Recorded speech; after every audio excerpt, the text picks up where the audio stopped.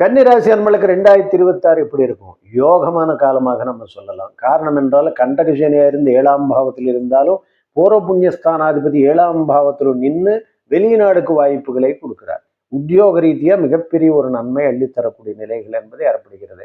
6ல் இருக்கின்ற ராகு மகாதன யோகத்தை தருகிறான். 12ல் இருக்கின்ற கேது ஞான வழியில ஆரம்ப காலகட்டத்தில் பல குழப்பங்களை இருந்த மனநிலைகளை முற்றிலும் மாற்றி ஒரு தெளிவான மனநிலை பிரகாசிக்க செய்கிறார்.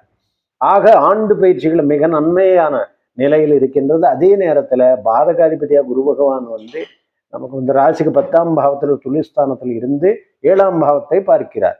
மிகப்பெரிய நன்மைகள், விவாகாதி வேலைகள் விரைவில் நடக்கிறதுக்கு உண்டாகின வழி 2026 மிக சிறப்பான காலமாக, எதிர்பாராத தனயோகத்தை அள்ளித்தரக்கூடிய காரியமாக, நீண்ட மாதங்களாக நினைக்காத பல காரியங்கள் வெற்றி வாகை சூடக்கூடிய அற்புதமான காலம்.